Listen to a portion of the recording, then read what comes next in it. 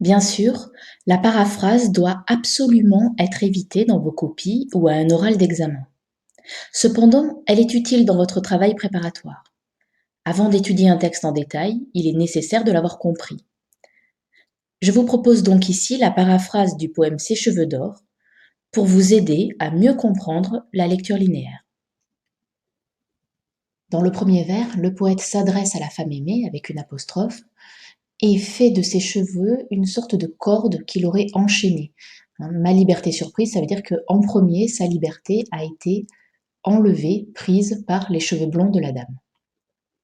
Les deux vers suivants développent le topos du coup de foudre avec des images extrêmement traditionnelles. La flamme, le feu désigne l'amour, et ici du bélé le rappelle très explicitement. De la même manière, le trait, c'est-à-dire la flèche, renvoie à la flèche de Cupidon. Donc les yeux de la femme ont envoyé une flèche d'amour en plein cœur de l'amour. Le début du deuxième quatrain reprend exactement ces images. Les nœuds, les liens qui emprisonnent le cœur du poète sont forts, la flamme d'amour qui brûle dans son cœur est tenace, et la flèche a été lancée par une main qui était celle d'un habile tireur. Donc là, le poète reprend tous les éléments qui montrent que cet amour est fort, extrêmement violent. Au milieu du deuxième quatrain, un paradoxe est souligné par la présence de toutefois. Le poète affirme aimer ce qui le fait souffrir, cet amour qui l'étreint, c'est-à-dire qui le relie, qui l'enserre de liens, cet amour qui le brûle, la métaphore de la flamme, et cet amour qui entame sa chair, c'est-à-dire qui le blesse par l'intermédiaire de la flèche.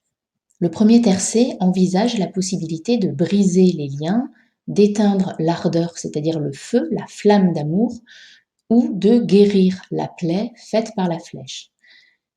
Le poète affirme que pour cela, il ne quiert, il ne demande ni fer, c'est-à-dire ni une arme pour couper les liens, ni liqueur, ni un liquide, une boisson qui permettrait d'éteindre la flamme, ni une médecine, donc ni une pommade qui guérirait sa plaie.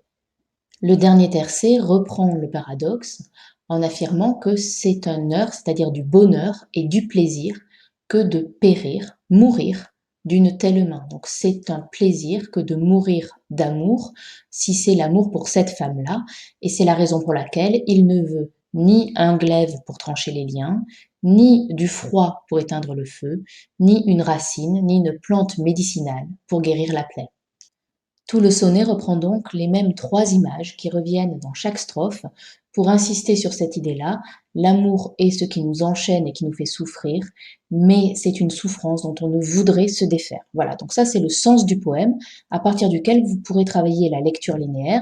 Je vous rappelle que ce que je viens de faire là, c'est vraiment juste la compréhension littérale, ça ne peut pas être une analyse.